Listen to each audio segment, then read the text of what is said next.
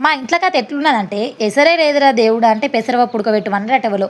గట్లున్నది కథ. ఇంట్లో అన్ని రకాలుగా మంచిగా సందైనట్టున్నా గూడా, ఒక్క ఫీలింగ్ రాదు. గిది తినాలే, గిది తినొద్దు అని అస్సలే ఫీలింగ్ రాదు. ఇగ అస్సలు తమామే పత్తకే తమామే ఏం లేనప్పుడు మాత్రం మన ఫీలింగ్ ఎట్లుంటదంటే, ఒక బిర్యానీ లెవెల్ ఉంటది. గట్లుంటది మా ఇంట్లో కథ.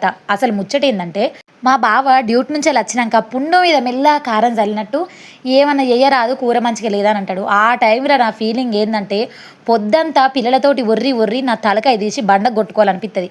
గా టైంలో ఏమన్నా అడిగితే మాత్రం ఇంట్లో ఉన్నయి లేనియి అన్నీ ఎదిరి ఇగ నాకు వశం గాక అన్నమయితే పోనికేసిన. మళ్ళా దీన్ని ఏమంటాడు, కలర్ మంచిగా లేదంటాడు, ఉప్పు కలవలేదంటారు, పప్పు కలవలేదంటారు. నాకు పిల్లలను పొద్దున్నుంచెల్లి పట్టుకొని పట్టుకొని నా తల పానం తోకలకత్తంది. గిదంతా ఎవలికన్నా అర్థమయితదా? అట్లా నామకే బాస్ ఓ మాట అంటారు ఏదన్నా చెయ్యరాదు అని. ఆళ్ళు పనికి పోతేనేమో ఆ పనని ఒక పేరుంటది. మనం ఇంటికాడ ఎంత గొడ్డు సాకిరీ చేసినా గూడా, "నువ్వేం చేత్తన్నావు" అంటారు. మీ ఇంట్లో గూడా గదే పరిస్థితా? జర కామెంట్ చేయుర్రి.